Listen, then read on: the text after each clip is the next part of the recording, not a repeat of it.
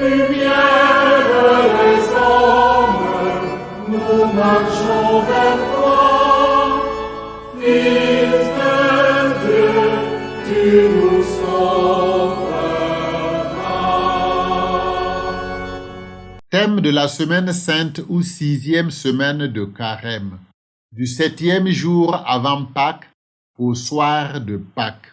La semaine sainte compte en réalité 8 jours et se divise en 3 parties. Le dimanche des Rameaux qui en est le début, les 4 jours suivants du lundi au jeudi avant la messe de la Cène du Seigneur, et enfin le Triduum pascal qui va de la messe de la Cène du Seigneur le jeudi soir aux vêpres du dimanche de la résurrection. Ces 3 phases de la semaine sainte sont unies par la lecture des 4 chants du serviteur selon le prophète Isaïe. Isaïe 42, 1 à 9, Isaïe 49, 1 à 7, Isaïe 50, 4 à 11 et Isaïe 52, 13 à 53, 12. Ces passages sont lus du dimanche des Rameaux au vendredi saint, à l'exception du jeudi saint. Le qualificatif saint est attribué au jour de la semaine sainte en raison des actions salvifiques accomplies par le Christ et célébrées durant le Triduum pascal. Le temps du Carême et le temps pascal se chevauchent donc dans la semaine sainte qui constitue le centre, le point culminant de tout le cycle liturgique et l'objectif de la pratique et de l'expérience du Carême.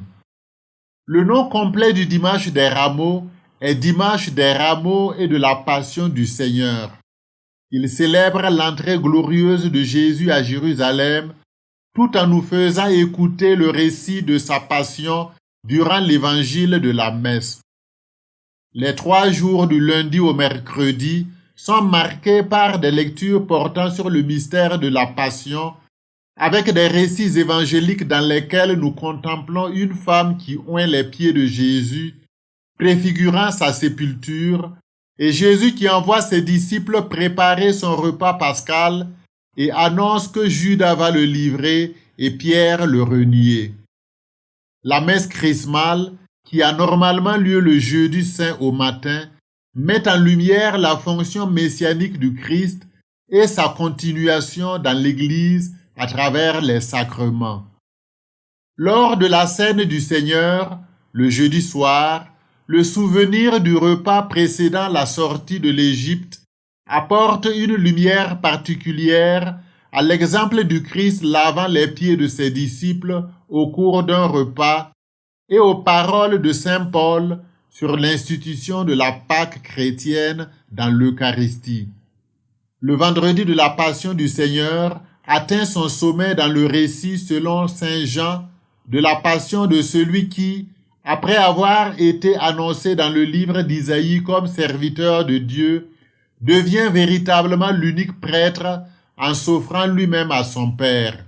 Il n'y a pas de célébration de l'Eucharistie ce jour, car la journée commémore le sacrifice de la croix, objet même de la célébration du vendredi saint. Le samedi saint est également sans célébration de l'Eucharistie, étant le jour du silence et du repos du Christ dans le tombeau. C'est une journée vécue dans l'attente de la résurrection, dont la célébration débute à la vigile pascale, symbolisant la victoire de la lumière se levant dans la nuit des hommes. Anticipons la préparation matérielle de la fête de Pâques et mettons de côté nos préoccupations profanes pour vivre cette semaine sainte avec une intensité spirituelle accrue.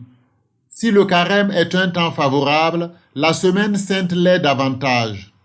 En participant activement aux diverses célébrations de cette semaine et en insufflant à toute notre vie la mémoire du Seigneur Jésus, communions à sa souffrance et à sa mort pour ressusciter et régner avec lui.